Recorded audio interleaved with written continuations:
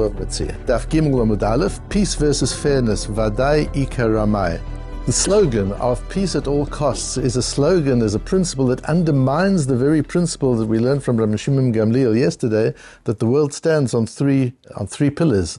Al Adin, V'al Ha'emet, V'al Ha'shalom. Peace is only one of the three pillars. There's also the pillar of Emet. There's got to be truth, and we discussed what kind of truth it is we're talking about. And there also needs to be Din. Din is justice. Din is fairness. And very often, in the name of peace, we do things that are unfair.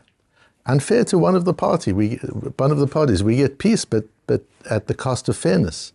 That is something we can never do.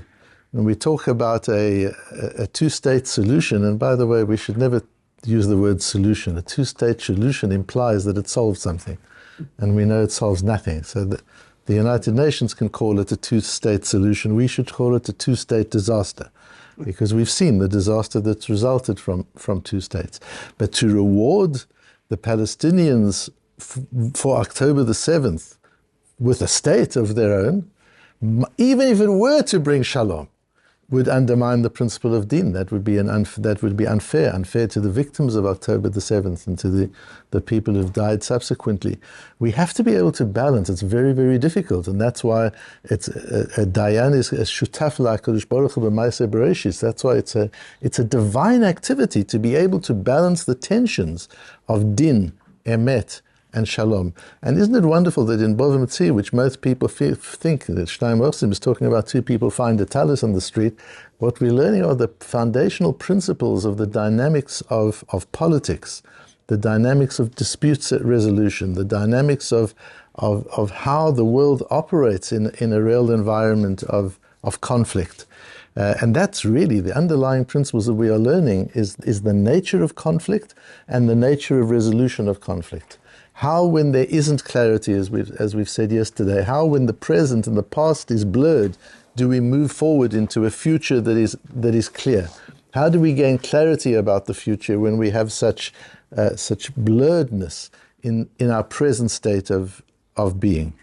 And the shir has been dedicated by Rabbi Yisrael Meir Herbst, who's a very regular talmid of ours in New York, and he's dedicated this to Rabbi Meir ben Rabbi Lapin, who is the mechaber of a sefer called Noam Elimelech, and it's his yortzeit today. The Noam Elimelech was a very great Hasidic Rebbe in the early days of Hasidus. He was a talmid of the Maggid Mimezrich. He was a Rebbe of the Ma'or V'Shemesh, a great semi-Kabbalistic work on the Chumash, and somebody who was intensely concerned for the well-being of the Jewish people. He didn't want to be buried in Eretz Yisrael. He didn't want his body to be moved to Eretz Yisrael. He wanted it to stay among his community so that he could take care of them after his death as well. He died nearly 300 years ago. In our tradition, in the Lithuanian tradition, we're not very attached to burial places. We're not very attached to graves. We believe that once the person has departed, the relationship shifts from a physical one into a spiritual one. And we connect with the tzaddikim through studying their works, through keeping their legacy alive, through living the lives they taught us to live. That's how we create connection with the tzaddikim who have died. But in the Hasidic tradition, there is some form of physical connection that continues after death. And that's why in the Hasidic tradition and in much of the Sephardi tradition, the tradition is to visit the graves of tzaddikim and to connect with them in that way. And the grave of the Noam Elimelech is one of those graves that the Hasidim treasure. We start with a Gemara on Daf Lamed Zayin, a Mishnah on Daf Lamed Zayin, because we're looking at two cases. The one case is our case of the Mishnah. Two people are grabbing one talis. Each one claims it's theirs. Each one claims they found it. That's the opening Mishnah of Bava Metzia. On Daf Lamed Zayin, we have another situation where two people go to the bank in the days where they used to use real money, not digital money.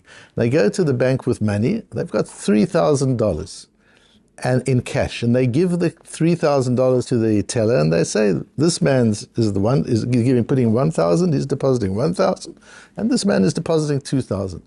The teller gets confused, everybody gets confused, and now both people say, I'm the one who gave you 2,000. My friend gave you 1,000. And the other one says, I'm the one who gave you 2,000. My friend gave you 1,000. What do we do? So that each one is entitled to 1,000, there's no dispute about. Everybody agrees that each one is entitled to 1,000. The whole dispute is about the third 1,000. Who would that go? The Moneh Shlishi, the third 100, as the Mishnah calls it there. Who does that go to? The Chachomim say that goes to Beis Din, have to hold on to it until there is clarity. They're going to hold on to it. Ad sheyovo Eliyahu. We say until Elijah comes, and that doesn't mean necessarily Eliyahu comes. It means evidence is there. Until we have clarity, you can't allocate that 1,000 to any party. It has to be deposited and kept aside. Rabbi Yossi says something intriguing. Rabbi Yossi says that doesn't penalize the Ramai, the crook. Somebody's a crook there. Somebody's claiming 1,000 that doesn't belong to them. And by giving each one their 1,000 back and putting the third 1,000 aside, who suffers? The only person who suffers is the honest person. The crook got his 1,000 back. The honest person has lost one of his thousands. That's not fair. Says Rabbi Yossi, that's not fair. The whole lot should wait. You take the whole lot, all the full 3,000, and you put that aside until there's clarity. Because that might encourage the crook to say, oh, you know what? Actually, I made a mistake. You're right. You were the guy who gave the 2,000, so can you give me back my 1,000 and give him the 2,000? We incentivize him to come clean. That's Rabbi Yossi. Shnayim shivkidu etzel echad, ze maneh v'ze 200, ze omer sheli 200 v'ze omer sheli 200, noten leze maneh lo ze maneh, you give each one 100, v'ashar yeh munach ad sheyov Eliyahu, and the rest has to be put aside until there's clarity. Omer Rabbi Yossi, mkin ma yifsid Ramai, then the crook loses nothing. Nothing will encourage him to come clean. Elo hakol yeh munach ad sheyov Eliyahu. Our Gemara then says, what would Rabbi Yossi say about our case? We don't have a record of Rabbi Yossi commenting on our case. Does he agree with the Mishnah? Two people are holding on to a talis. So we say, the Mishnah said, Yachloku, you divide it. There's no way of knowing whose it is. You divide it between the two of them. Would Rabbi Yossi say, but then the crook's getting rewarded? One person picks up this Metzia, picks up the talis in the street, another one grabs it and says, it's mine. He's getting rewarded. He's getting half a talis from nothing. Rather, why would Rabbi Yossi hold it should all be kept aside until Eliyahu comes?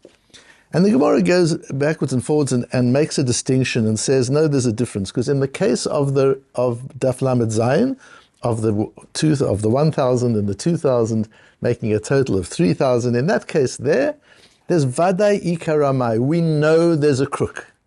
In the case of the Metzia, maybe they did both pick it up together. We don't know for sure that there's a crook. And therefore, the principle of incentivizing the crook doesn't apply. Incentivizing the crook to come clean doesn't apply. Tosfos learns by the language of the Gemara's retraction later on, where the Gemara says, "Ela machvarta gedashanin mikar." The Gemara says, let's go back to our original understanding of the difference between these two cases. Tosfos says, and we won't go into it in detail, but those of you who are learning the Daf, learn the Tosfos, it's very important. And Tosfos says, from that word Ela, which in the Gemara always indicates a retraction, when the Gemara uses the word Ela, it means the previous assumption is being withdrawn and replaced with a different opinion.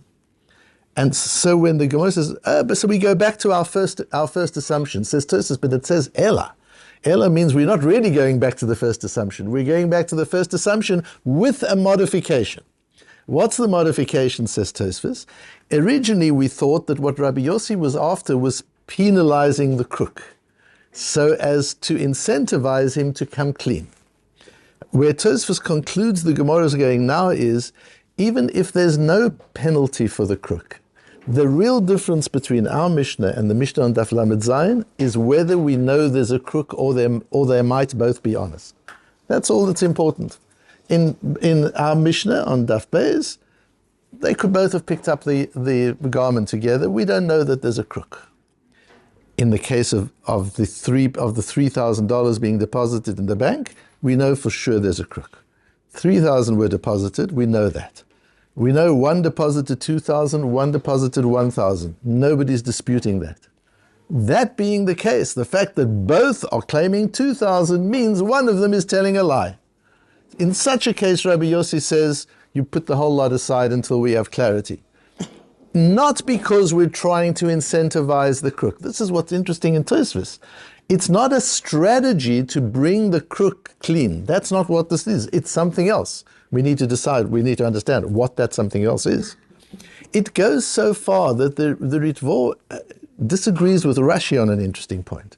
Rashi on the previous daf, on Daf Beis and Aleph at the bottom, Rashi said, this is all about two people find a Metzia. They find an object in the street. Or two people buy an object. Each one claims, I bought it. They were both in the store together. They're both trying to argue. They're both bidding for the object. At the end of the object is sold, and each one claims they got the object. And it's talking about a case where there's no documentary way of clarifying. Each one says they bought it. So there too, they could both have bought it. They could have bought it in partnership. It's possible. But, says Rashi on the previous daf, if each were to say, I manufactured this garment, that isn't possible. One says, I manufactured it in Japan, and the other one says, I manufactured it in the Philippines. That can't be. So we know somebody's lying. There, the principle, we would not say yachlok. Even the Chachomim would not say, you divide it. Because in such a case, we know there's a crook. The Ritvo here says, even in that case, you would divide it. Why? Because it's possible that they both manufactured it. Even though they're claiming, each one is claiming, I manufactured it, not you. He says, I manufactured it, not you.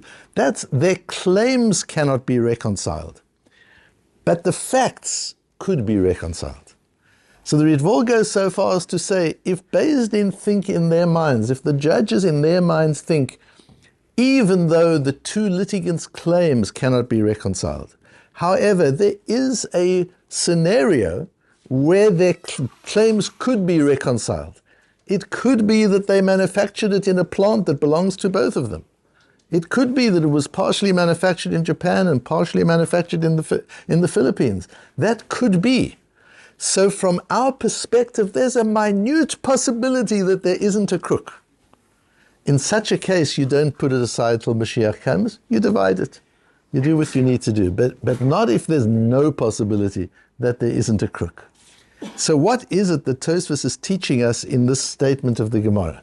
Initially, we thought, as Rashi actually says at the top of our Amud, Rashi actually says the issue here with Rabbi Yossi is a strategy to penalize the crook so as to incentivize him to come clean.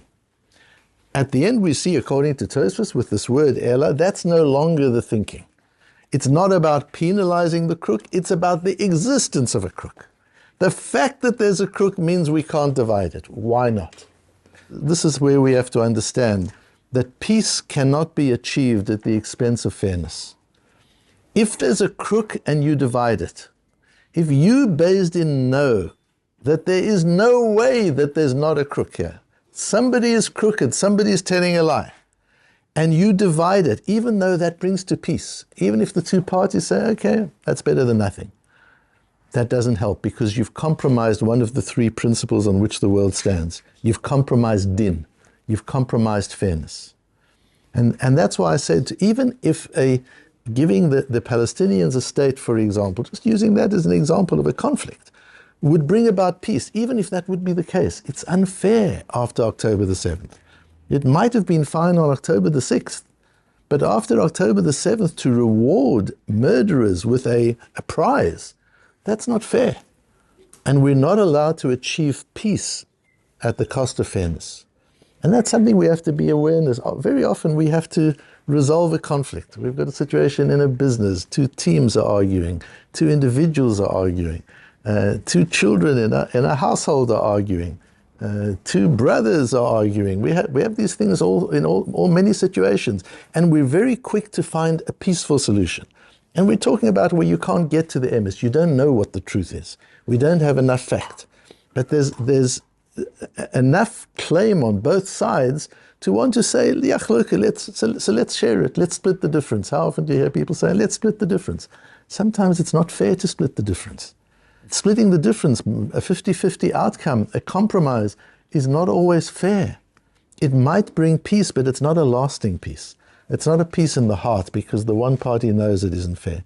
To have imposed upon you a solution, in inverted commas, a solution that isn't fair is not a solution at all.